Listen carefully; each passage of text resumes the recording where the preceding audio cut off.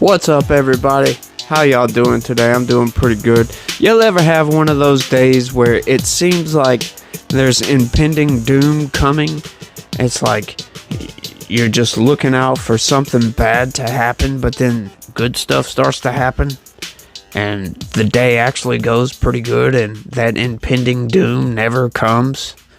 I've been having that kind of a day today. The entire day, it seems like you get to a point where it's like shit's about to fall apart and, you know, a meteor is going to fall out of the fucking sky and hit you on the head. And then you bend down and you find $20. And it's like, huh. That's what kind of day I'm having today. But, that actually has nothing to do with the news that we're about to get into. So, what we got here from the Washington Times, not the Washington Post, the Washington Times, okay? One January 6 rioter was convicted and sentenced in secret, and no one will say why. Weird, isn't it? Alright, let's go. Hundreds of rioters have been charged, convicted, and sentenced for joining the mob attack on the U.S. Capitol. Unlike their cases, Samuel Lazar appears to have been resolved in secret, kept under seal with no explanation, even after his release from prison.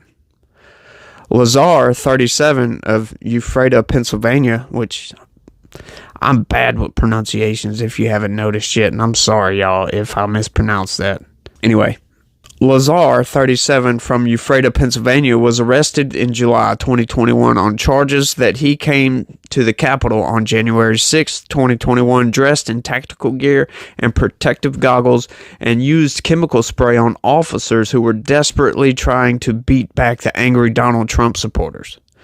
There's no public record of a conviction or sentence in Lazar's court docket, which is strange. That's not unheard of, though. There's other instances of this. But what is strange about this January 6th thing in particular is the level of vitriol that the Justice Department seems to have for these people. It's fucking crazy. There's people that have been sitting in jail since January 6, 2021, who haven't been charged with anything. They definitely haven't gone to court, because you can't go to court because you haven't been charged with anything, haven't been told exactly why they're there. Of course, I'm sure they know why they're there, but they're not told why they're there. And they're just sitting there rotting away in prison, and nothing seems to be done about it. I don't know what's going on with that. It's anecdotal for sure, but it's stories I've heard, and it's really crazy. And then you have stories like the Proud Boys getting 22 years, 18 years, another guy got. Just throwing the freaking book at these people, and it's like, wow, you know, sure, some of these people shouldn't have been doing what they were doing. Anybody who got violent at the Capitol, yeah, you know, sure, give them a prison sentence, whatever, but 20 years for somebody who wasn't even there, that's just crazy, and it shows and proves that we have a three-tier justice system in America. And if you want me to explain that, leave a comment down below, and I'll explain what those three tiers are. I'm sure you might already know. But let's keep going with this. But the Bureau of Prisons told the Associated Press that the man was released from federal custody this week after completing a sentence for assaulting or resisting a federal officer. Assaulting or resisting. They didn't say which one, unless that's a typo. Anyway, let's keep going. Lazar was sentenced in Washington's federal court on March 17th to 30 months in prison, according to the Bureau of Prisons, but there's been no public record of such a hearing. He has been jailed since July 2021. Questions about Lazar's case have been swirling for months, but the details of his conviction and sentence have not been previously reported. The Justice Department has refused to say why the case remains under wraps, and attorneys for Lazar did not respond to multiple requests for comments from the Associated Press. The judge overseeing Lazar's case in May rejected a request from media outlets, including the AP, to release any sealed records that may exist. This really makes you want to ask, why are they keeping this secret? I don't know. I just wanted to ask that question. Sorry if you thought I was going somewhere with that, but obviously there's no one else here to answer that question, Okay, I'm sorry. Let's keep going. The case is raising concerns about transparency in the massive January 6th investigation, the largest in Justice Department history. Court hearings and records, including sentencing hearings and plea agreements, are supposed to be open and available to the public and the press unless there's a compelling need for any secrecy. Which, in something like this, you can't really see why there would be any pressing need for secrecy. I mean, it should be a simple assault case, right? You would think that. Let's keep going. Lazar was transferred in July from FCI Fort Dix, a federal lockup in New Jersey, to community confinement, overseen by the Bureau of Prisons, which means he was either in home confinement or in a halfway house, according to prison system spokesperson. A social media post from Lazar's sister that month shows Lazar standing outside waving an American flag with the caption, "Hallelujah, praise God, free at last, #walkingfree." Secret plea hearings are not unheard of. See? Though the records are often unsealed ahead of sentencing, which apparently were not done in this case. In an unrelated example, the guilty plea by George Papadopoulos, the former Trump campaign advisor who triggered the Russian influence investigation, was entered under seal and kept out of view for weeks until special counsel Robert Mueller disclosed that Papadopoulos had admitted making false statements to the FBI. Subsequent proceedings, including his sentencing hearing, were matters of public record.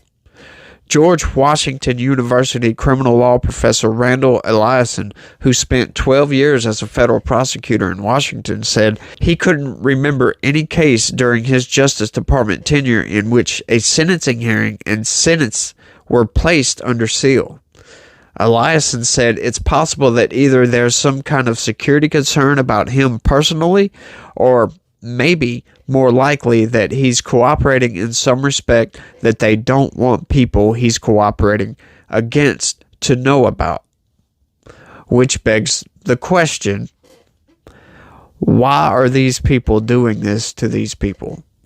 There's, once again, multiple anecdotal stories about some of these J6 rioters getting their sentence either dropped or dropped way down to almost nothing if they'll say that Donald Trump told them to do it. This is all about Trump, this entire fucking thing. It's to scare me, it's to scare you, it's to scare any Trump supporter from supporting Trump. When Trump got up on podium, or when he gets up on the podium and he says stuff like, they're coming after you, I'm just in their way. It's like, oh, shut up, dude. Stop being so arrogant. But when you see stuff like this, it's like, maybe he knows something that we don't know. Anyway, let's keep going. But many January 6th defendants have cooperation deals with the government, and their cases haven't been resolved in secret. Defendants who agree to cooperate with prosecutors often get their sentencing hearing delayed until they finish cooperating. The fact that he also got sentenced, went to prison, and is already out, that whole situation is just unusual, Eliason said, and I would have to agree with that. It's very unusual. Lazar is among more than 1,100 defendants charged with federal crimes related to the January 6th attack. Outside the Capitol that day, Lazar was carrying a bullhorn and wearing ski goggles, a tactical vest with a radio attached, and camouflage-style face paint. Video captured Lazar approaching police lines outside the Capitol and discharging an orange chemical irritant towards officers. An FBI agent said in a court filing. An officer's body camera showed Lazar retreat down steps after police deployed a chemical at him. Lazar then turned and sprayed 2 officers, according to the agent. Lazar shouted profane insults at police through the bullhorn, calling them tyrants and yelling, "Let's get their guns." Yeah, that's just crazy. Let's get their guns, yeah. I don't know what some of those idiots were thinking. I mean, gee whiz. I mean, what did they really think that they was going to do by going into the Capitol? Did they really think that they was going to halt the process? Did they really think that they was going to overturn the election? No, of course they didn't think that. They were just pissed off people, very misguided, and did something really stupid. There's no need to put people in jail for 20 fucking years over a riot like that. I think they shouldn't have done it, but what they're doing to some of these people is wrong. You know, anybody who got violent, I think I said this earlier, but anybody who got violent, you know, put them in jail, give them some kind of sentence, but the sentences they're handing out for this crap is just ridiculous. And what I find very interesting is the media is trying to make these people out to be traitors to the country. Like they really thought they were going to overturn the government, like there was really going to be an insurrection and that they were going to try to put Donald Trump in there. Like, really? You really think that the military is going to allow that? Do you really think that the entire United States government is going to allow that? Of course not. Anybody who thinks that that was an insurrection is a motherfucking idiot. I'm sorry. You can get mad at me if you want to. I really don't give a damn, but I'm really tired of these people yelling insurrection, insurrection, insurrection. It's the fucking stupidest fucking thing I've heard. And it really gets me riled up because I watched all that happened that day. There was nothing about that made me think these people were actually gonna overthrow the government and install their own government with Donald Trump as the head. No, that's fucking retarded. They know it. They're just using this as a political pivot point to prop themselves up and keep themselves in power.